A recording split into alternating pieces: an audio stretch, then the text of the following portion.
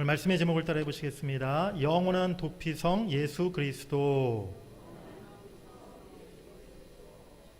오늘 우리가 함께 읽은 여호수아 20장 전체는요, 여호수아가 가나안 땅에 도피성을 지정하는 그 내용, 또 도피성의 그 목적이 무엇인가를 말씀하고 있는 내용입니다.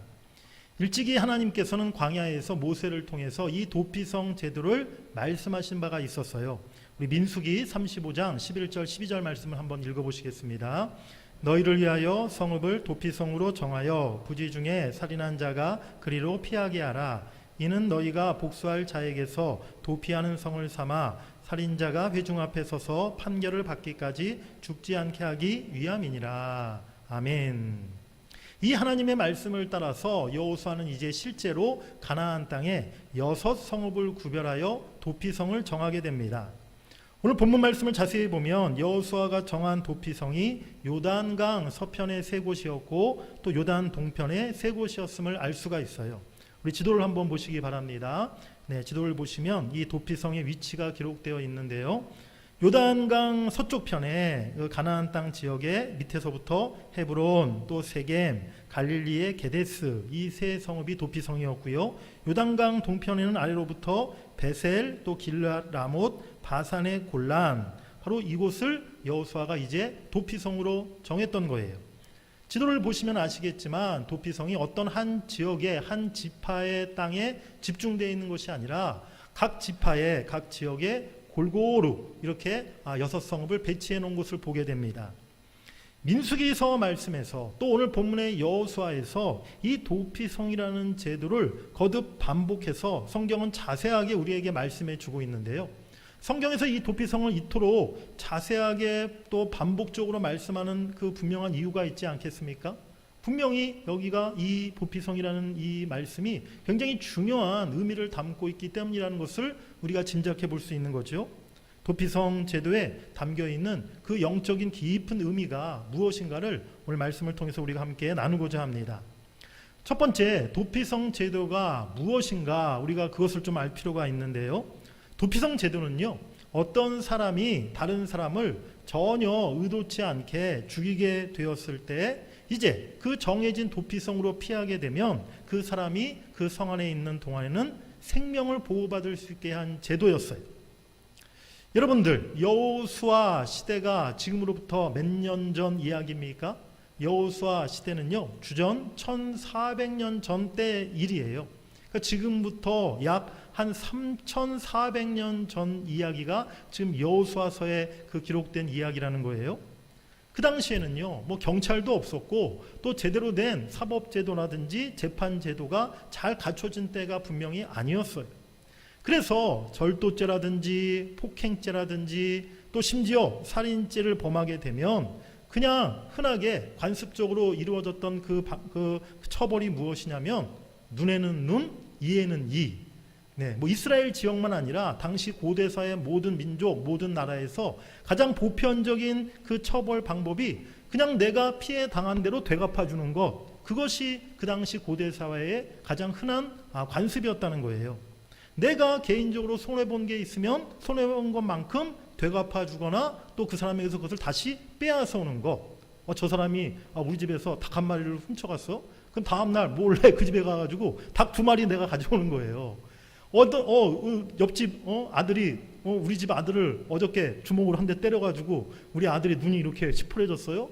다음날 가가지고 2대 때려주는 거예요. 그런 식이었다는 거예요.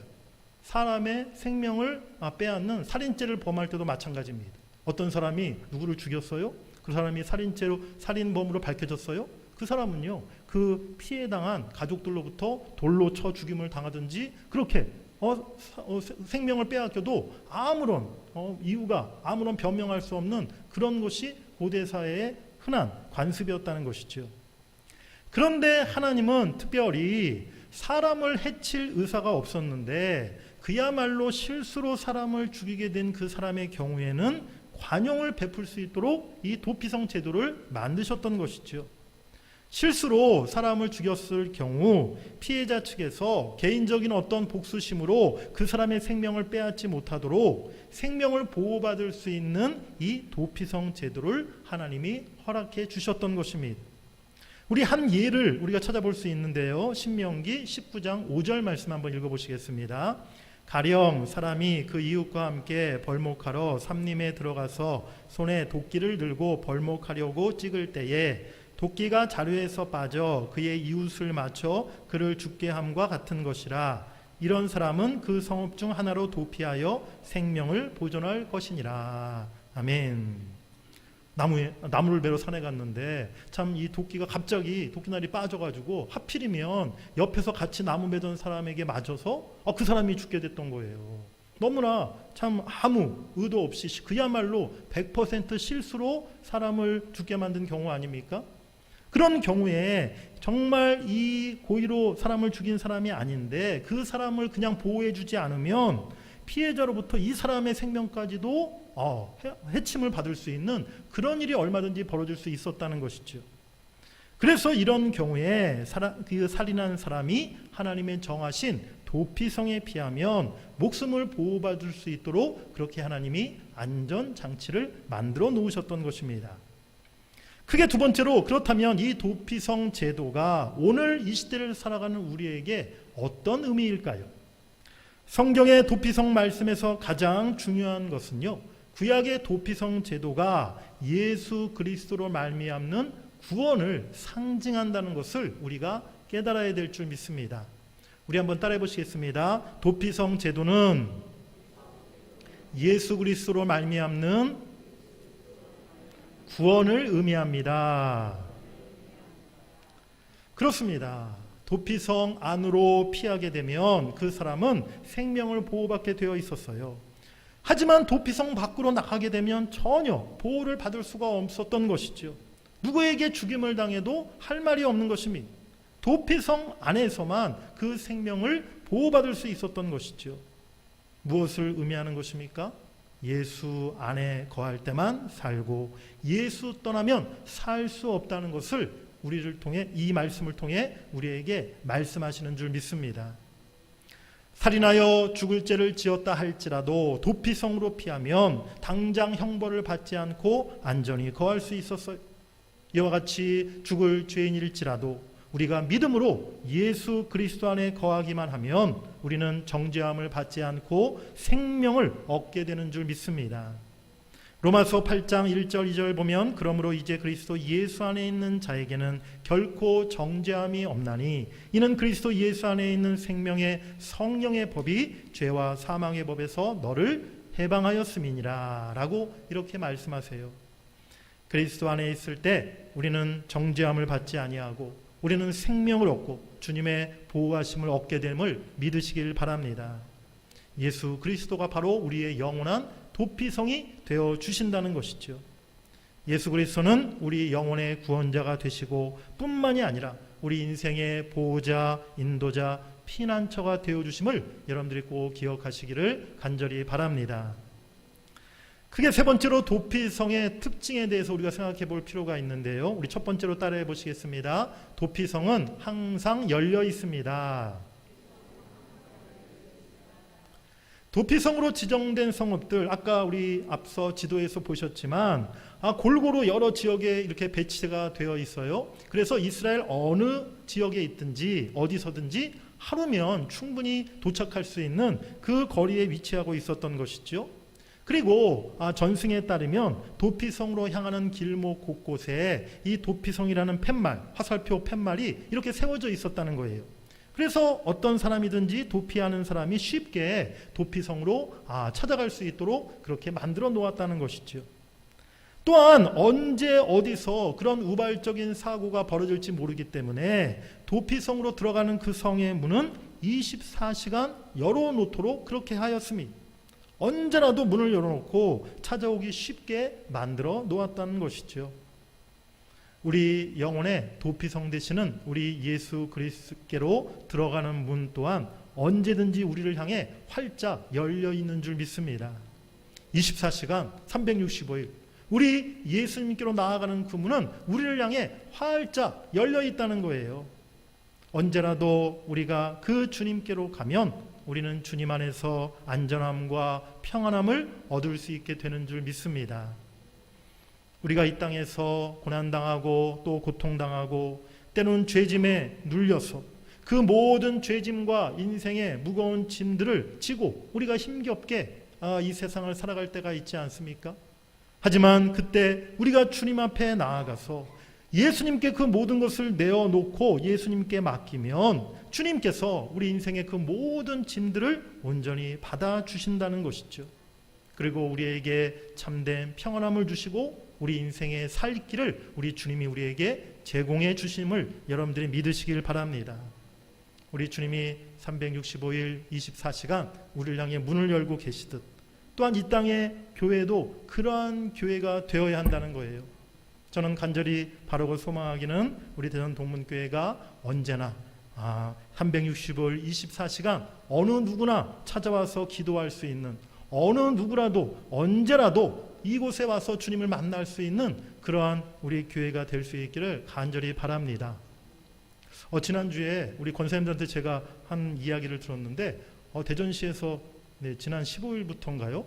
이제 70세 이상 어르신들에게 시내버스 대중교통 다 무료로 이제 카드를 만들어줬다고 이렇게 제가 얘기를 들었습니다. 맞죠? 혹시 우리 70세 이상 되시는 성도님들 중에 아직 카드 만들지 못하신 분이 있으시면 내일 빨리 주민센터 가셔서 신청해서 받으시기 바라요. 그래서 제가 참 너무 잘 됐다. 야, 이제 우리 권사님들 이제 하루에 한 3번씩 교회 오셔도 되겠구나. 아침 또 오후 저녁에 이제 버스 요금 공짜니까 이제 아무 때나 교회 오셔가지고 우리 권사님들 교회 오셔서 이제 정말 기도 많이 하시면 더 좋겠다. 그런 마음이 들었어요. 우리 권사님들 내일부터 하루에 3번씩 오전 오후 저녁으로 이제 무료 버스 타시고 우리 교회 오셔서 더 많이 기도하시길 바랍니다. 우리 성도님들 뿐만이 아니라 우리 교회가 참 지치고 상한 영혼들, 방황하는 영혼들, 참 교회를 찾아갔는데 교회 문이 굳게 닫혀 있어요. 교회 문이 열리지 않아요. 참 기도하고 싶었는데 교회에 들어갈 수가 없어요. 그런 교회가 아니라 항상 누구라도 어떤 영혼이라도 상하고 지친 영혼들이 이곳에 와서 참으로 주님을 만나고 쉼을 얻고 또 주님으로부터 그 위로함을 받을 수 있는 우리 교회가 될 수 있기를 간절히 바랍니다. 두 번째로 따라해 보시겠습니다. 도피성은 누구나 갈 수 있습니다. 도피성은요, 결코 유대인들만을 위한 그러한 피난처가 아니었어요. 어떤 민족이나 인종 간의 차별이 전혀 없었습니다. 하나님은 이스라엘 백성이나 이방인이나 그 누구나 상관없이 도피성을 찾아갈 수 있도록 그렇게 법으로 정해 놓으셨다는 것이죠. 우리 본문 9절 말씀을 한번 다시 읽어보시겠습니다. 이는 곧 이스라엘 모든 자손과 그들 중에 거류하는 거류민을 위하여 선정된 성읍들로서 누구든지 부지 중에 살인한 자가 그리로 도망하여 그가 회중 앞에 설 때까지 피해 보복자의 손에 죽지 아니하게 하기 위함이라. 아멘. 유대인들에게는요, 일찍부터 자신들은 하나님의 특별한 택함을 받은 하나님의 선민이다라는 그런 자부심을 뿌리 깊게 갖고 있었어요. 사실 구약시대 하나님께서는요, 실제로 이스라엘 백성들과 이방인들을 구별하고 다르게 대하셨음을 우리가 구약 성경을 통해 확인해 볼 수가 있어요. 그런데 생명을 보호하는 이 도피성만큼은 유대인들만 사용하라 라고 하나님이 말씀하지 않으셨던 것입니다. 이스라엘 백성이 아니라 할지라도 이방인들이라 할지라도 누구든지 이 도피성에서 그들의 생명을 보호받을 수 있도록 하나님이 그렇게 정해 놓으셨던 것이죠. 이처럼 구약시대 도피성은 누구나 갈 수 있는 장소였어요. 그곳으로 피하면 누구나 생명을 보호받을 수 있는 안전지대였던 것입니다. 이제 우리의 영원한 도피성이 되시는 예수님께 누구든지 나아가면 보호함을 받고 이처럼 영원한 생명을 얻게 되는 줄 믿습니다. 우리 로마서 10장 11절 13절 말씀 한번 같이 읽어보시겠습니다. 성경에 이르되 누구든지 그를 믿는 자는 부끄러움을 당하지 아니하리라 하니 유대인이나 헬라인이나 차별이 없음이라. 한 분이신 주께서 모든 사람의 주가 되사 그를 부르는 모든 사람에게 부요하시도다. 누구든지 주의 이름을 부르는 자는 구원을 받으리라. 아멘. 예수 그리스도 안에서는요, 이제 유대인이나 이방인이나 히브리인이나 헬라인이나 아무런 차별 없이 모두가 함께 구원을 받을 수 있다라고 말씀하고 있어요. 세상 권세가나 어떤 재산가나 반면에 힘없는 자나 가난한 자, 누구든지 주의 이름을 부르는 자는 구원을 받게 되는 줄 믿습니다. 그처럼 교회에도 어떠한 차별도 있어서는 안 된다는 것이죠. 교회에 어떤 무슨 신분이나 지위에 차별이 있어야겠습니까? 누구라도 교회에 오면 똑같이 환영받고 한 가족으로 대우받을 수 있는 그런 교회가 되어야 될 줄 믿습니다. 어느 누구라도 교회에 어떤 장벽을 느끼지 아니하고 교회에 나오면은 참으로 똑같이 사랑받고 똑같이 주의 은혜를 경험할 수 있고 또 똑같이 구원의 은총을 받을 수 있는 그런 교회가 될 때 그 교회를 통해 하나님께서는 수많은 영혼들을 살리심을 여러분들이 믿으시길 바랍니다. 이제 우리 교회가 다음 달 10월 8일 설립 50주년 행사를 이렇게 잘 준비하고 있어요. 그날 우리가 교회에 지난날 주신 하나님의 놀라운 은혜와 또 50년 동안 하나님 우리에게 베푸신 축복을 기억하면서 나누면서 함께 감사하고 또 함께 기뻐할 수 있는 그런 복된 날이 될 수 있기를 간절히 바랍니다. 그날에 우리가 어떤 사람들을 초대하기를 원합니까? 우리 성도들끼리만 모여서 우리끼리만 잔치하고 우리끼리만 즐거워하는 날이 되어서는 안 되겠죠. 우리가 당연히 이제 교회 우리 홈커밍데이 또 아닙니까? 지난 50년 동안 우리 교회에서 신앙생활 했던 분들, 이제 다른 지역으로 이사 가신 분들, 또 이렇게 멀리 떨어져 있는 분들, 그날 하루만이라도 우리가 다 초대해서 함께 또 우리가 지난 50년의 은혜를 나누고 또 함께 사랑으로 교제할 수 있는 그런 시간이 되도록 해야겠죠. 뿐만이 아니라 우리가 그날 우리가 1년 동안 기도했던 우리 전도 대상자들, 우리 태신자들도 초청해서 함께 또 주의 구원의 은혜를 나눌 수 있는 그런 시간이 되기를 간절히 바랍니다. 뿐만이 아니라 제가 또 생각을 했어요. 제가 또 이 생각을 한 이유는 지난 우리 이번 부흥사경회 때 강사 목사님이 그 목사님네 교회 얘기를 하면서 그 교회에서 익산 동산교회 언제 잔치를 했다라고 얘기를 하시더라고요. 들으셨죠? 그래가지고 진짜 소를 잡았는지 어쨌는지 모르겠는데 소 한 마리를 잡아가지고 교회에서 성도들뿐만이 아니라 동네 사람들 다 불러다가 갈비탕을 솥단지 걸어놓고 갈비탕을 이렇게 끓여가지고 동네 사람들 다 갈비탕을 대접하고 그렇게 동네 잔치를 열었다. 그 얘기를 하는데 제 마음에 이거다 바로. 마음에 감동이 됐어요. 그래서 10월 8일 날 우리가 이제 이 50주년 행사를 이제 우리가 이제 준비하고 있는데 그날 우리 동문 성도들, 우리 가족들 초청하는 거 당연한 거고요. 우리가 더 나아가 정말 우리 지역에 좀 이웃분들도 우리가 초대해서 함께 그 은혜를 나누고 하나님의 복을 좀 나눌 수 있는 그런 시간이 되었으면 좋겠다라는 마음이 들었습니다. 우리 임선아 사모님이 소 한 마리 헌금하셔야겠네요. 요즘 소가 얼마나 하는지 제가 잘 모르겠는데 소가 너무 비싸면 돼지 한 마리라도 헌금을 해야 될 것 같아요. 어쨌든 우리 10월 8일 우리 설립 50주년 이 축복의 날이 우리끼리만 즐거워하고 기뻐하는 날이 아니라 우리가 많은 사람들 또 많은 이웃들을 함께 초대해서 참으로 누구든지 그날 우리 교회에 와서 함께 기뻐하고 함께 하나님의 은혜를 경험할 수 있는 그런 복된 날이 될 수 있기를 간절히 바랍니다. 예수님은 죽을 수밖에 없는 우리들의 완전하고 영원한 도피성이 되어주셨어요. 그것을 위해서 우리 주님이 이 땅에 인간의 몸을 입고 오셨던 것입니다. 그리고 누구든지 내게 오라라고 예수님은 말씀하십니다. 우리 교회가 이처럼 누구에게나 구원의 문이 활짝 열려있는 그런 교회가 될 수 있기를 주의 이름으로 간절히 축복합니다. 세 번째로 따라해 보시겠습니다. 대제사장이 죽음으로 자유를 얻는다. 우리 본문 6절 말씀과 우리 민수기서 말씀을 이어서 같이 읽어보시겠습니다.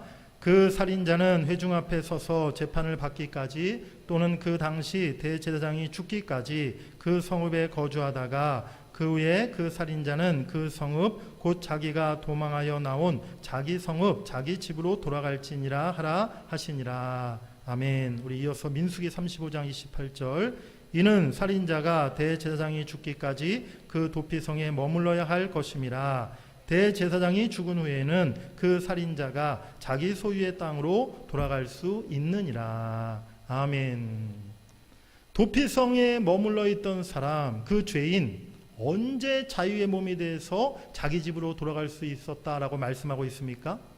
대제사장이 죽었을 때, 대제사장이 죽게 되면 그 실수로 살인했던 사람이 이제 모든 죄를 벗고 도피성을 떠나 자기 집으로 돌아갈 수 있다라고 이렇게 말씀하고 있어요.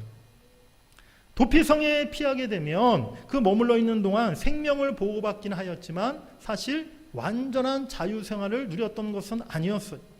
도피성 안에만 거해야 할 수밖에 없는 그런 공간적인 제약을 받았던 것입니다. 절대로 도피성 밖을 벗어날 수가 없었던 것이죠. 마치 유배 생활을 하는 것과 같은 그러한 삶을 살아야 했어요. 옛날 조선시대에 이렇게 어떤 신하가 임금한테 말 잘못했다가 잘못 찍혀가지고 이렇게 너 저기로 귀양 가라 하고 유배 보내는 일이 있지 않습니까?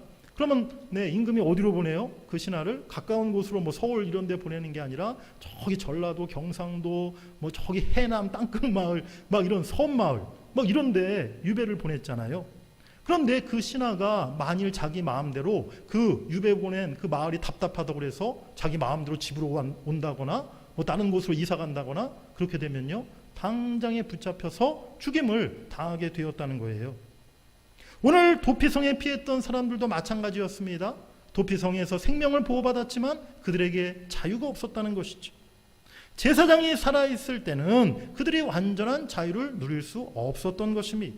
그런데 제사장이 이제 죽게 되었을 때 비로소 그 사람이 아무 곳이나 갈 수 있는, 자기 집으로 돌아갈 수 있는 자유를 얻을 수 있었다라고 오늘 성경은 말씀하고 있어요. 여기서 대제사장은 바로 예수 그리스도를 상징하고 의미한다는 것을 여러분들이 깨달으시길 바랍니다. 예수 그리스도의 죽음을 통하여 우리가 완전한 자유함을 얻게 됨을 오늘 성경은 말씀하고 있는 것이죠. 우리 에베소서 1장 6절 7절 말씀 같이 읽어보시겠습니다. 이는 그가 사랑하시는 자 안에서 우리에게 거저 주시는 바 그의 은혜의 영광을 찬송하게 하려는 것이라. 우리는 그리스도 안에서 그의 은혜의 풍성함을 따라 그의 피로 말미암아 속량 곧 죄사함을 받았느니라. 아멘. 우리는 그리스도 안에서 하나님의 은혜의 풍성함의 그 은총을 따라 아무런 값을 치르지 아니하고 거저 죄사함과 구원을 받은 줄 믿습니다. 하지만 우리가 받은 그 은혜를, 죄사함의 그 은총을 결코 우리가 쉽게 또 값싸게 여겨서는 안 된다는 거예요.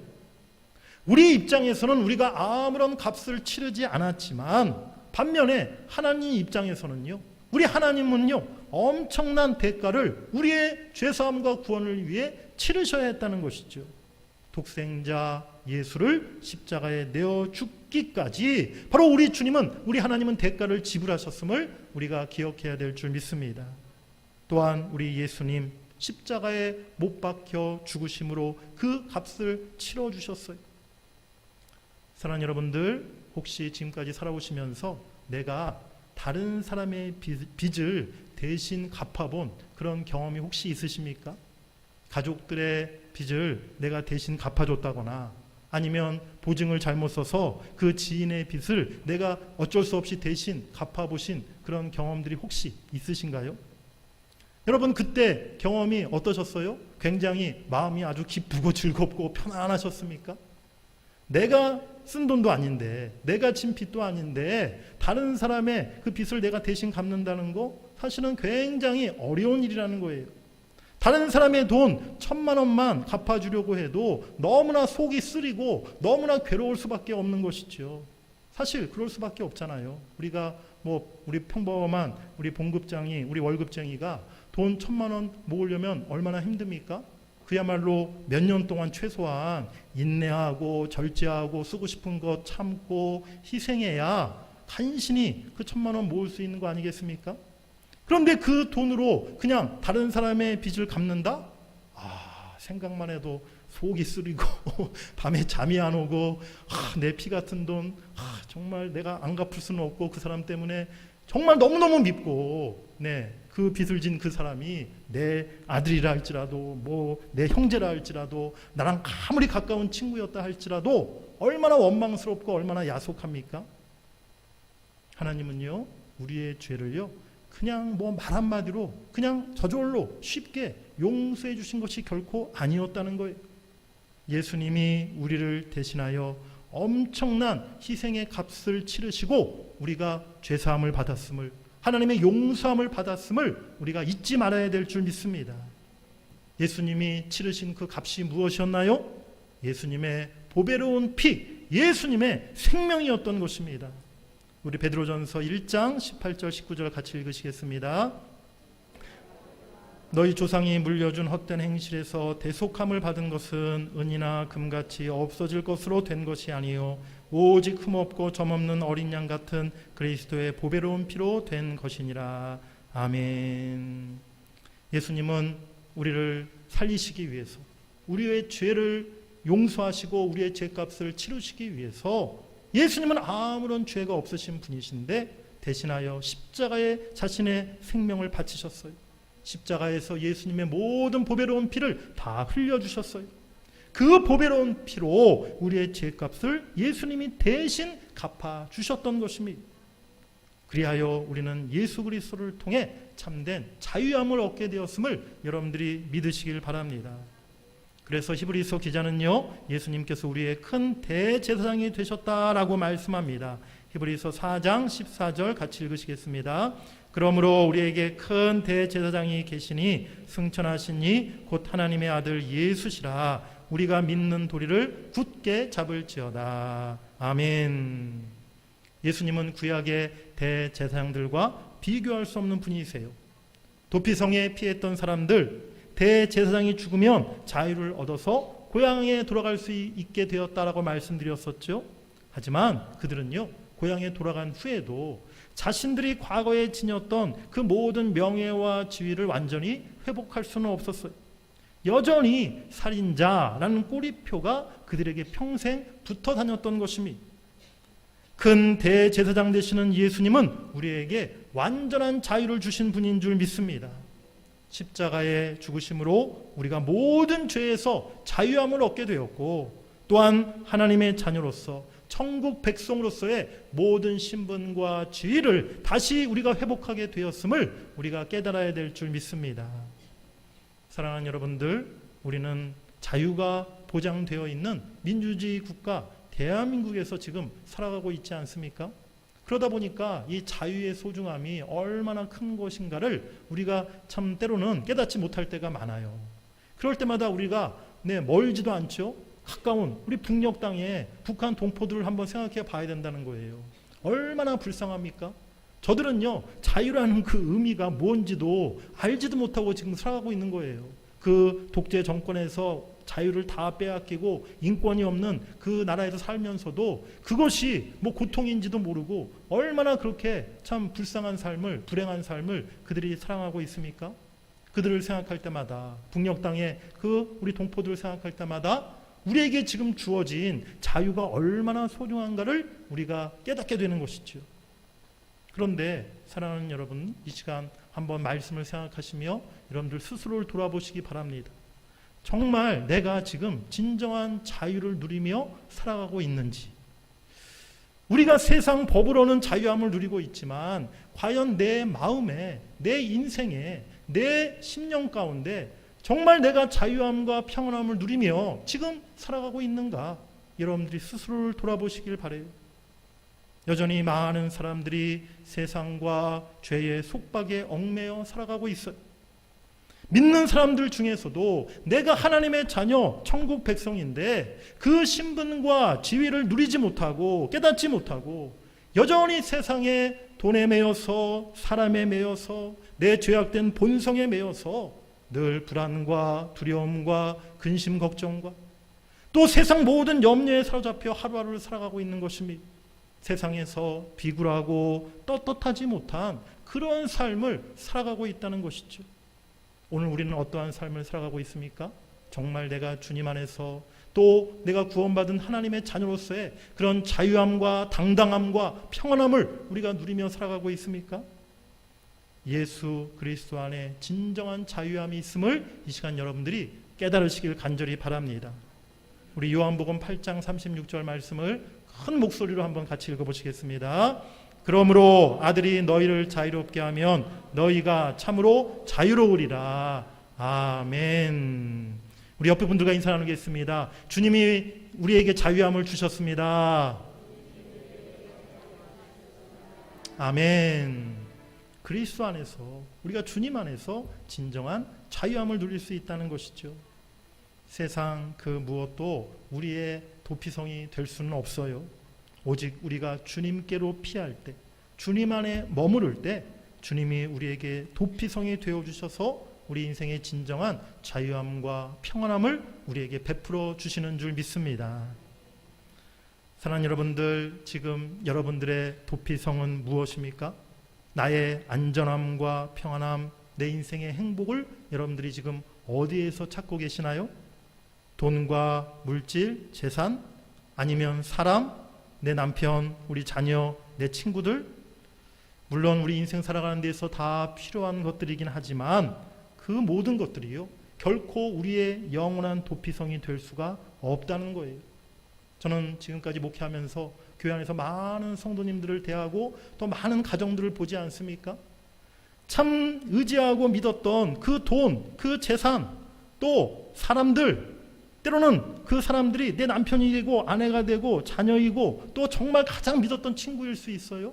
그런데 결국에는요, 인생들을, 성도님들을 보니까, 그 가정들을 보니까 결국 그 믿었고 의지했던 것들이, 그것이 물질이든 사람이든지 간에 오히려 그것으로 인하여 힘들어하고 스트레스 받고 늘 괴로워하고, 그것이 자유함과 평안함을 다 빼앗아가고 늘 거기에 매여서, 거기에 얽매여서, 거기에 붙들려서 그렇게 그냥 인생을 살아가는 그 모습들을 얼마나 제가 많이 보는지 알 수가 없습니다. 그럴 때마다 제가 느끼는 것은, 세상 그 무엇도 우리 인생의 도피성이 될 수 없구나. 우리가 의지하고 우리가 믿고 따를 분은 예수님 한 분밖에 없구나.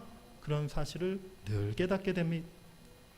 영원한 도피성이 되시는 예수님께서 우리의 안전과 생명과 자유함을 보장해 주시는 줄 믿습니다.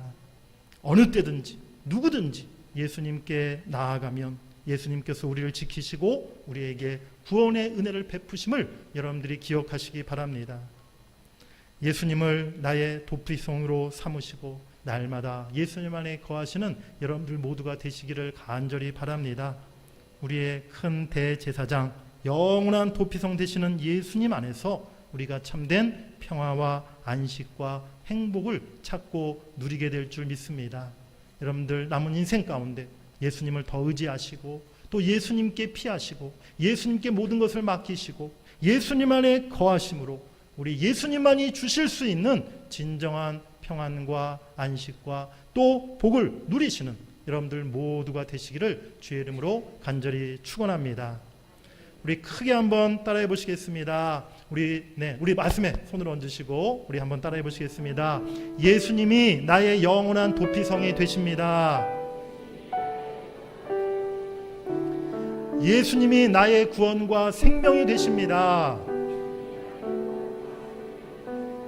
예수님이 나를 사랑하십니다. 할렐루야. 우리 주님 사랑합니다. 우리 감사의 박수를 드리겠습니다.